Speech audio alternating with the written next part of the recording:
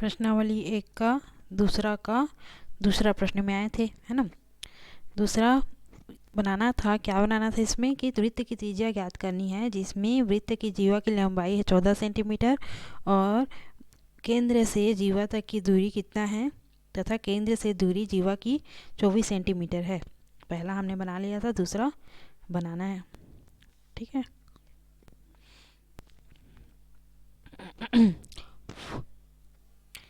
दूसरा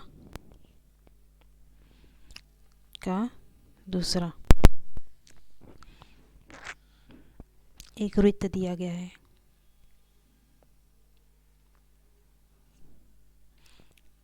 और इस वृत्त की एक जीवा है ए बी।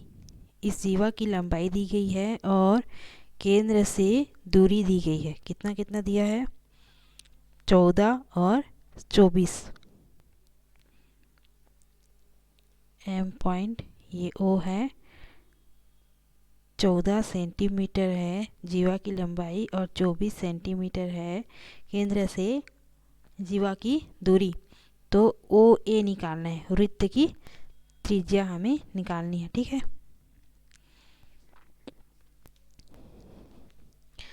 दिया है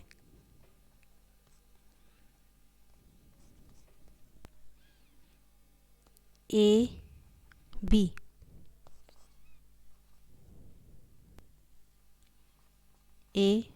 इज इक्वल टू 14 सेंटीमीटर, ये क्या है, और वृत्त की जीवा है ना, और O M is equal to 24 centimetre, ये है केंद्र से जीवा की दूरी। केंद्र से दूरी हमें निकालना क्या है, O A is equal to question mark है त्रिज्या। वृत्त की त्रिज्या हमें निकालनी है, ठीक है।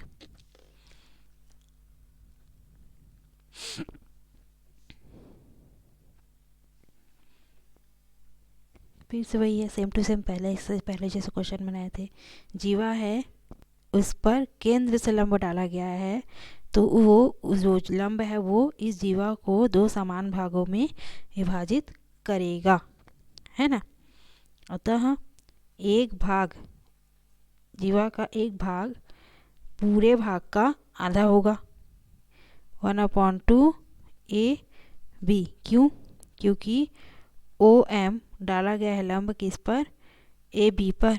और एक और कंडीशन हम जानते हैं इसके अंतर्गत कि केंद्र से जीवा पर लंब, है ना, जीवा को समद्विभाजित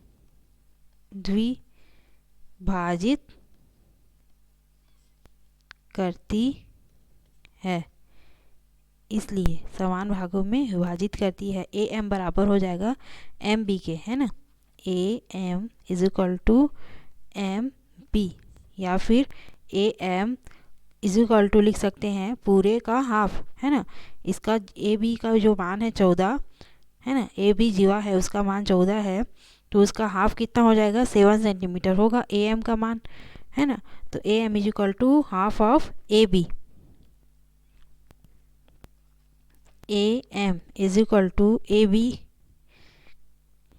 कितना मान है, 14/2 बराबर 7 सेंटीमीटर। ए एम का मान मिल गया 7 सेंटीमीटर। अब ए एम पता चल गया 7 सेंटीमीटर, ओ एम पता है, तो ओ ए हम निकाल सकते हैं त्रिभुज ओ एम ए में पाइथागोरस प्रमेय लगा करके। त्रिभुज ओ एम ए में पाइथागोरस प्रमेय से ओ ए का स्क्वायर मतलब कर्ण का square is equal to O M का स्क्वायर मीन्स लंब का स्क्वायर प्लस ए एम का स्क्वायर आधार का स्क्वायर। ओ ए का मान निकालना है।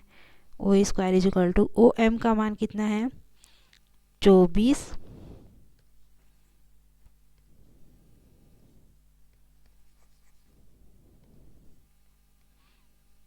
का स्क्वायर प्लस ए एम का मान कितना है 7 का स्क्वायर, 7 सेंटीमीटर आया ए एम का मान, है ना। ओ ए का स्क्वायर इज इक्वल टू 24 का स्क्वायर, 24 गुणित 24, 4 चौक 16 की 6 हासिल में 1, 4 दूनी 8 और 1 9, 2 चौक 8, 2 दूनी 4, 6, 8 दूनी 16, 1 17 के साथ हासिल में 1, 4 5, 576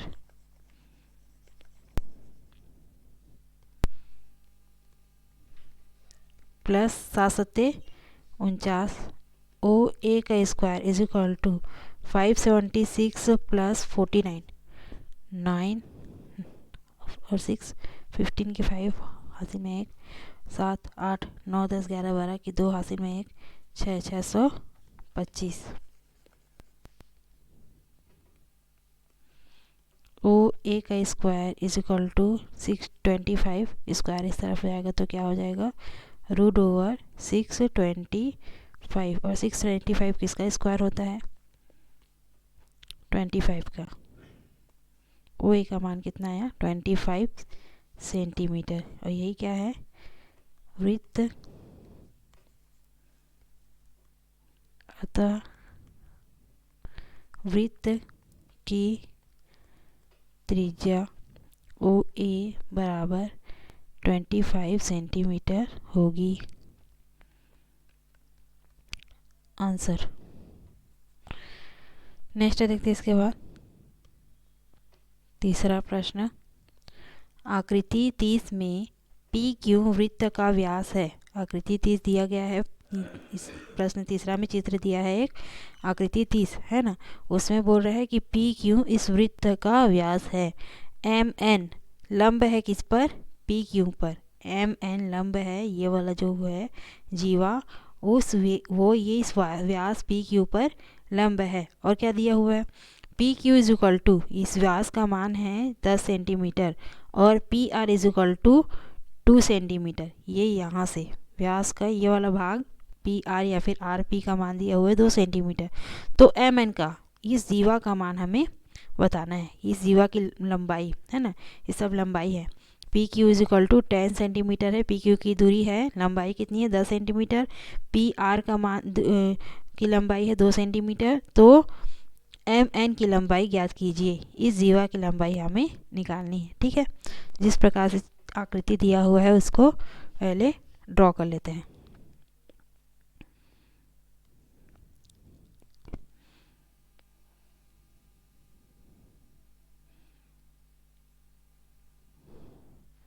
इस तरह से एक वृत्त दिया गया है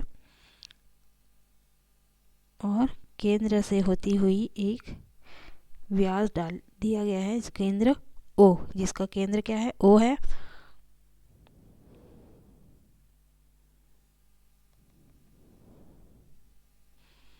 ठीक है, जीवा है P Q, P Q M N और आर, पी क्यू ये जीवा है एम एन, और ये जीवा पर डाला गया जो लंब है, और जीवा जिस बिंदु पर काट रही है व्यास को वो बिंदु है आर। ठीक है, इस प्रकार से आकृति दी हुई है, सभी का मान दिया हुआ है ना। ओ पी का लंबाई दिया गया है 10 सेंटीमीटर, या फिर पी क्यू का लंबाई है 10 सेंटीमीटर, पी आर का लंबाई दिया हुआ है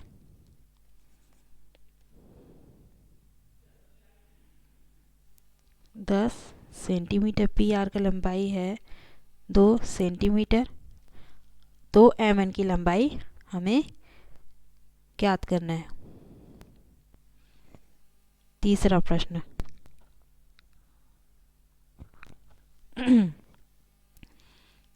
दिया गया है, क्या दिया गया है P Q is equal to 10 centimetre, P R is equal to 2 centimetre, है ना, ये दिया गया है। और क्या दिया गया है, एम एन लंब है पी क्यू पर, ये दिया गया है। ठीक है, सिर्फ लंब है, लेकिन ये लंब समद्विभाजक नहीं है, इस व्यास को समान दो भागों में विभाजित नहीं करता एम एन। लेकिन एम एन को ये जो जीवा है पी क्यू वो समान भागों में विभाजित करेगा। क्यों? क्योंकि इस पी क्यू को अगर हम गौर से देखें तो वो इस जीवा को केंद्र से विभाजित कर रहा है, केंद्र से डाला गया लंब है ओ आर क्या कर रहा है, विभाजित कर रहा है एम एन को, कहाँ से, केंद्र से, है ना। तो एम आर बराबर है एन आर के, समान भागों में विभाजित हो गया। अगर हम देखें ध्यान से तो ये जीवा एम एन क्या कर, एम एन समद्विभाजित हो रहा है किसके द्वारा, पी क्यू के द्वारा, है ना। क्यों? क्योंकि वो केंद्र से होकर गुजर रहा है, ओ से होकर गुजर रहा है, इस वजह से, है ना। तो हम कह सकते हैं कंडीशन यहाँ से ये निकला कि एम आर और आर एन दोनों आपस में बराबर होंगे। हमें निकालना क्या है, एम एन निकालना है। ठीक। एक चीज़ और, जब पी क्यू यहाँ से लेकर यहाँ तक की लंबाई है, दूरी है 10 सेंटीमीटर और P R is equal to है 2 सेंटीमीटर, तो हम निकाल सकते हैं क्या, ओ से लेकर क्यू से लेकर आर कितना हो जाएगा, 8 सेंटीमीटर होगा, और ओ से लेकर आर कितना होगा, ओ से लेकर आर, मतलब कि अगर व्यास इस वृत्त की व्यास है 10 सेंटीमीटर है तो त्रिज्या कितनी हो जाएगी, 5 सेंटीमीटर होगी। और 5 में से हमें 2 तो पता है, आर पी क्या है, उस त्रिज्या का भाग है ना, एक भाग है आर पी 2 सेंटीमीटर, ये हमें पता है। तो हम ये कह सकते हैं कि ओ से लेकर आर का मान कितना होगा, 3 सेंटीमीटर।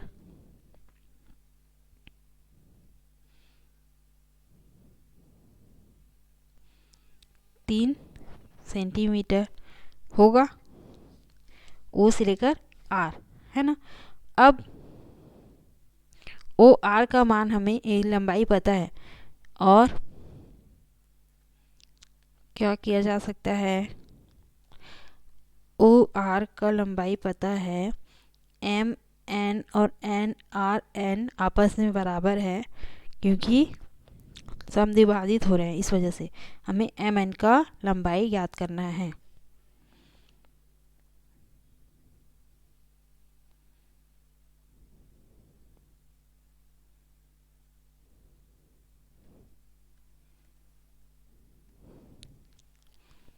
तीन सेंटीमीटर।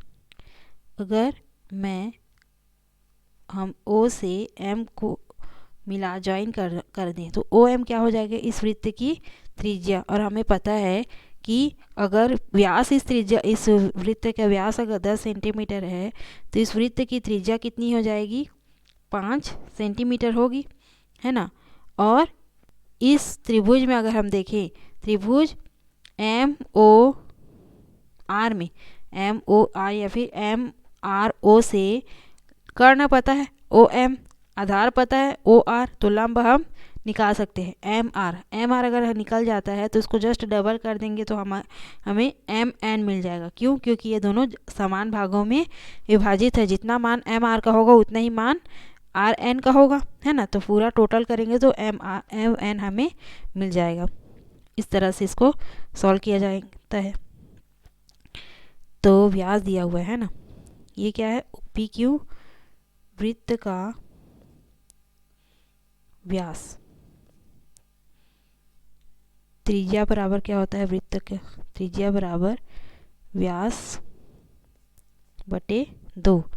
व्यास कितना है, 10 सेंटीमीटर बटे 2, तो त्रिज्या, है ना, त्रिज्या जिसको हम इस वृत्त में त्रिज्या किसको मान रहे हैं, ओ एम को, है ना।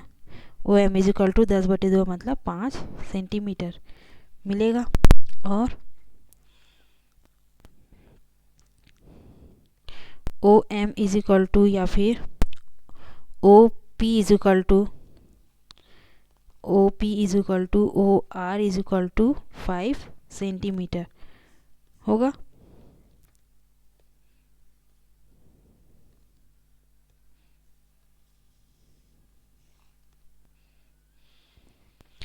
ओ एम वृत्त की त्रिज्या है, ओ क्यू वृत्त की त्रिज्या है, O P, O Q, O P, O Q सभी क्या है वृत्त की त्रिज्या और सभी 5 सेंटीमीटर होगी। अब O P is equal to 5 है ना। O P is equal to O R plus R P, O P is equal to O R plus R P लिखा जा सकता है। O P is equal to 5 है, O R is equal to निकालना है और R P is equal to 2 centimetre दिया है। 2 को इस तरफ लेके आए तो 5 minus 2 is equal to 3 centimetre मिलेगा। ओ आर का लंबाई कितना मिला, 3 सेंटीमीटर। ठीक,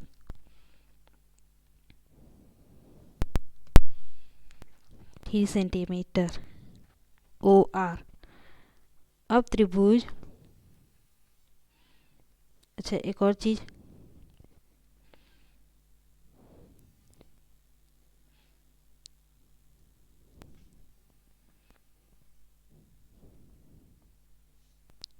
बाद में देखेंगे। त्रिभुज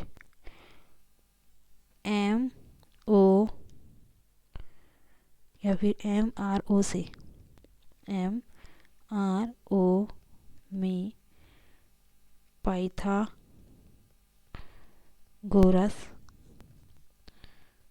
प्रमेय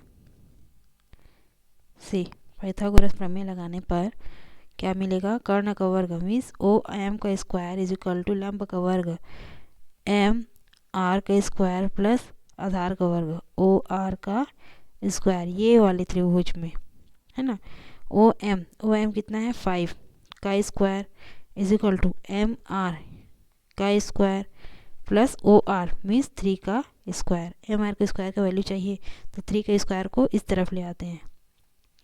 M R square is equal to M R का मान चाहिए तो 5 का स्क्वायर माइनस 3 का स्क्वायर, 5 5 6 25, 3 तिया 9, एम आर स्क्वायर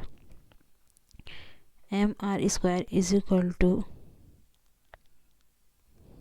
25 में 9 माइनस किया तो कितना है, 16 है ना। M R is equal to कितना मिलेगा, रूट ओवर 16 और रूट ओवर 16 का वैल्यू कितना होता है, 4 सेंटीमीटर है ना। अतः एम आर का मान कितना मिला, इस लंबाई 4 सेंटीमीटर। चूँकि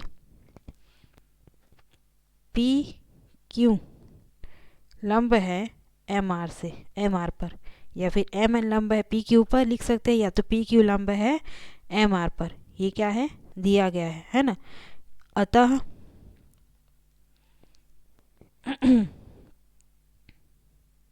एम आर और एम आर एन आपस में बराबर होंगे, या फिर लिख सकते हैं M N is equal to 2 into M R. M N की लंबाई चाहिए थी हमें, इस जीवा की लंबाई ज्ञात करनी थी, तो हमें पता है कि एम एन की कुल दूरी कितनी होगी, एम आर का जस्ट डबल कर देंगे तो है ना, ये आधे भाग का जस्ट डबल कर देंगे तो हमें पूरी दूरी पता चल जाएगी है ना। तो 2 इंटू एम आर, अतः एम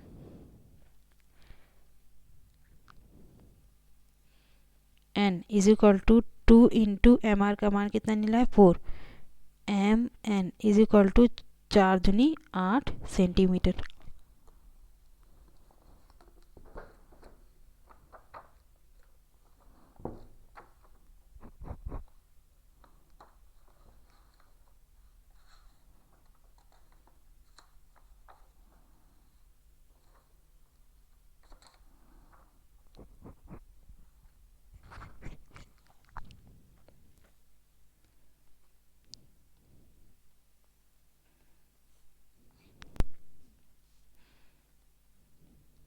अतः वृत्त की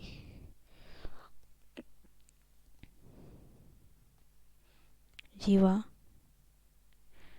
M N is equal to कितना होगा, 8 सेंटीमीटर होगा आंसर।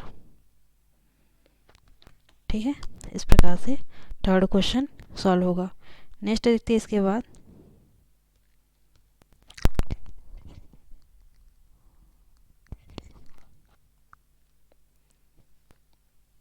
चौथा प्रश्न, आकृति 31 में जीवा ए बी बराबर 18 सेंटीमीटर है तथा पी क्यू जीवा ए बी की लंब समद्विभाजक है।